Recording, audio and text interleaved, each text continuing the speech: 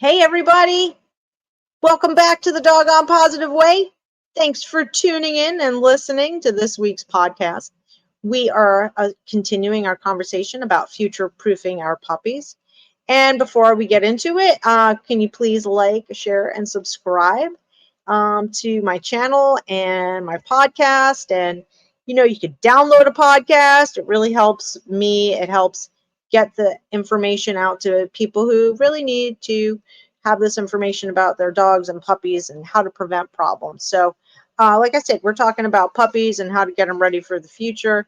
And one of the things I wanted to talk to you about is, and you don't think maybe this is a problem that's going to happen because your puppy's going to get older, but let's talk about mouthing. Your puppies are like alligators, their jaws, they are needles in their mouths and razor blades in their mouths, and you're bleeding because your puppy is just coming at you, coming at you, coming at you. Now, hopefully your puppy learned some things and was able to stay with mom for a while, like maybe 3 months, and the siblings where they kind of practice on each other during play. The mom will do corrections on the dogs, on the puppies if they bite too hard. Another puppy might yelp, and that puppy who bit too hard might back up. Not always, but sometimes they do. And that's a really great lesson that is really difficult for us as humans to duplicate, correcting the biting puppy. So then, well, what the heck are we supposed to do? Now, some trainers have recommended that you yelp like a puppy would, and I haven't seen that work. So you can try it. I'm not saying don't try it. I just haven't seen it work. I haven't really recommended it, but people who have told me about it and told me that they did it, they said it didn't work. I've also had people tell me that they actually bit their puppy on the ear. Don't bite your puppy. You're not a dog. Don't do that. You're not going to correct them. Here's the thing. So when a mom dog is correcting the puppy, they do a mouth muzzle grab on the with their mouth, very gentle. It's very quick. It's very fair. It's not meant to hurt them, but it's a correction. And that is something that we definitely can't duplicate. They don't bite their ears. They don't nibble at them. But they do correct them in that way. And like I said, it's very fast, very, very quick, on point. Like the timing is incredible. And I will tell you that what we can do as humans is don't engage with them in that way. And you say, well, Maria, how am I not going to engage with them? The puppy is hanging off of my pants as I walk through the living room, and they're hurting me, or they're just biting my ankles as I go by, or I go to pet them and their jaws. What am I supposed to do?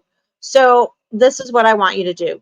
When you're walking, especially if you have jeans, and I kind of recommend that when you first get a puppy to wear long pants because of them just having those really sharp teeth, and also what they're going to do with those sharp teeth. And you're moving, so they're like, hey, let's go chase the legs, and they jump up and they nail you. So if you have jeans or like a thick material kind of pants on, you can kind of protect your skin a little bit, and maybe a lot.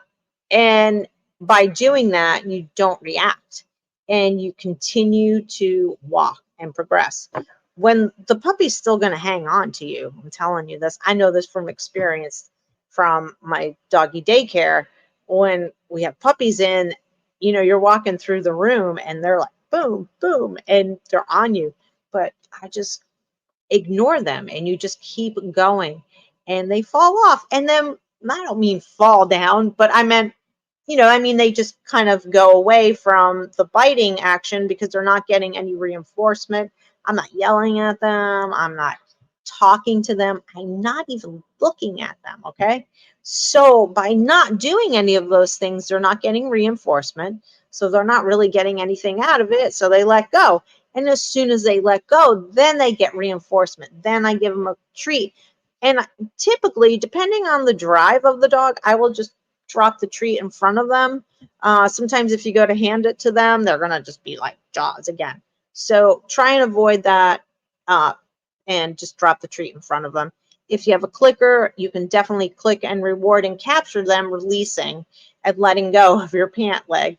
Now, the other thing that people get into trouble with when they're playing with their dog, or not even, like I said, if you go to pet your puppy and you just put your hand over their head, they're, again, piranhas, and they jump up. And so in the play session, at that particular point, there's a couple things you can do. Always like to redirect a dog, a puppy, an adult dog, anything, to just get them focused on something else. So with a puppy especially, redirect them to a toy like a puppy Kong. They're blue or pink, like a swirl. They're very soft rubber that they make for puppies so they don't, mess up their puppy teeth. And you can, before you start playing with them, squirt a little bit of Cheese Whiz in the Kong, or put a little peanut butter in there. So when you're redirecting to a Kong toy instead of your hands, they are more apt to go to something that already has some food in it. And that's really awesome to do. And then you're not getting into like a power struggle with how to get your puppy to stop their mouthing. They mouth because they're teething, and their puppy teeth are, they're kind of getting ready to fall out. It depends on when you got your puppy. Also, if you got your puppy at 8 weeks old, those things are, man, they're just really coming in and getting ready to fall out around 3.5, 4 months of age. 4.5 months of age, they start losing those puppy teeth, sometimes earlier. And all they want to do is just chew to get that discomfort. I mean, their mouths are sore, their gums are sore, they're bleeding. So that is why all of this is happening. So you really want to make sure that you're providing things for them that are appropriate for them to chew on. Now, what I like to also do with a Kong toy, especially for a puppy, is freeze whatever the filling is. It could be yogurt, it could be peanut butter. When you use peanut butter, use the natural one. Stay away from sugar-free, because if it says sugar-free, it's going to have some type of chemical in it, a sweetener that is not good for your dog, like xylitol, or man, there's another one. I think it's called birch tree sugar. I can't remember. I'm going to have to look it up. But that is toxic to animals. So I like to get the all natural one. Smucker's makes it, and the oil is at the top, and it's kind of a pain in the neck. But as soon as you get it, open it and just stir it. I use some people use like a little immersion blender that'll just mix it up. So if you have one of those, cool. I don't have one of those that's going to fit in there. So I just get a butter knife, like a long butter knife, and just kind of stir it that way, and then pop it in the fridge, and it solidifies and the oil does not separate. And then you have something that is just more usable. So that's what I like to use, is peanut butter, all natural peanut butter, or Cheese Whiz, Easy Cheese, whatever. Walmart sells it really cheap. And Aldi's, if you have an Aldi's around, they're pretty cheap too. Much cheaper than the brand name of, I think it really is called Easy Cheese, like the actual brand name. But so those are things you can do. And when you freeze a Kong toy, it's going to give them relief of the discomfort on their gums. Now, one thing I think you should be aware of is that check your puppy's teeth out. Usually, not always, but mostly with some smaller breed dogs like Chihuahuas and poodles, like Min Pins, toy poodles. Sometimes they have an extra canine coming in, so they've got double puppy teeth. And some vets will, depending on the age of your puppy, will tell you just let's wait a little bit and see if it works itself out. And sometimes it does, sometimes you can play a little gentle tug with them, and tug is okay. You're not going to make your dog aggressive and mean. You can play a little tug with them, and just maybe it'll help loosen that up. But if you see that, like, as you're getting their adult teeth, like 4.5 months, in that period of time, if the tooth hasn't come all the way, or if you still have the double canines, and it's not always the canines, but the canines are pretty popular for it. Talk to your vet again and see what they recommend. And I'm not sure, maybe if there are any vets or vet techs out there, maybe you can, educate me on it as far as the best age to look into extracting it if it's, a double tooth growth on a puppy. I don't know. What do you think? I would think as the adult teeth are coming in, and if the puppy tooth doesn't come out, or you've got two, that it's going to be really uncomfortable for the puppy. So I don't know. That's just me talking. You have to talk to your vet and see what they recommend. But getting back to the mouthing and redirecting, redirect them to something that's appropriate. Also, when you play with them, when you play tug with them, I like to get something like my 4-foot leather leash and attach a toy to the end of it, or they make little fishing pole things, mostly for cats, but you can do this for dogs too. And they're specific for playing with them, and they have a toy at the end of the line, or your whatchamacallit, your leash. And this is awesome because here's two things.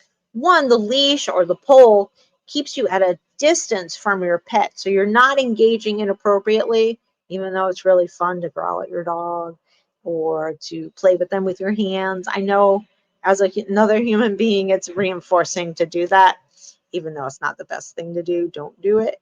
But playing with them at a distance isn't giving you the opportunity to engage with them inappropriately, but it's also not giving them the opportunity to all of a sudden let go of the toy and jump up in your face, or and not being aggressive like I'm going to rip your face off. But sometimes puppies, if you're holding them close and they're riled up, they might do a little nip nip nip, and that that hurts, man. That stuff hurts.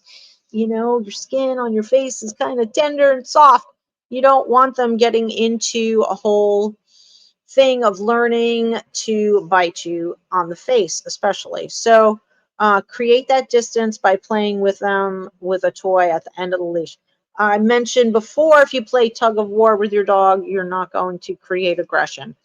You're not going to make your dog aggressive.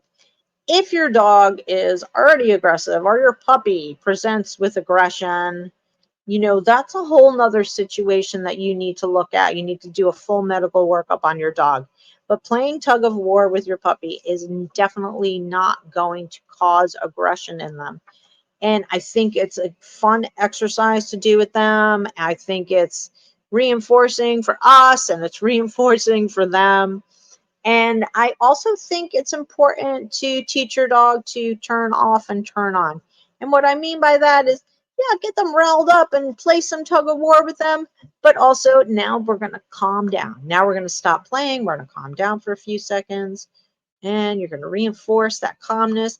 And then you're going to get them excited again. And then you're going to get them calm again. So you're teaching your dog, you're getting them excited, which is totally fine, but you're also teaching them to relax. And I'm not talking about a lay down, settle. I'm just talking about in general. Just, calm down, talk to your dog kind of softly, give them a treat, talk to them low. Good boy, good girl. Okay. And then you can start them up all over again. The reason why I do that is because I know I'm human too. I know that we want to play with our dogs with our hands and do things that are not necessarily appropriate play, especially when they're little. But learn how to turn it on and off. There's nothing wrong with that. I've done that with every single dog I've ever owned, whether it was a puppy or an adult dog. That's just kind of what I do. And I'm saying I'm human like you guys. I even know I'm a dog trainer, but I want to be able to turn it on and turn it off. I want to be able to have control. I want to be able to calm my dog down. Okay. So here we go. We've got some tips for teething. One, ignore them. If you're walking into a room and your puppy happens to be loose for whatever reason, and your puppy grabs onto your pants, ignore them. As soon as they let go, reinforce with a click and a treat. You don't have a clicker? No problem. Yes, drop a treat on the floor and keep walking. change the direction of your dog's thought process by redirecting them to a toy. Redirect them to a Kong toy that's already stuffed. So you're being proactive. You're getting ready for this play session with your puppy. You've got your Kongs already stuffed. You're going to use the puppy Kongs because those are important to use for the puppies because it's soft rubber. You got peanut butter in it, or you got cheese whiz in it. Yay! Redirection, okay? And we are also going to play a little tug of war. We want to get them a little tired. A tired dog is a good dog. And you want to discuss with your vet if you have double teeth growing in on your puppy.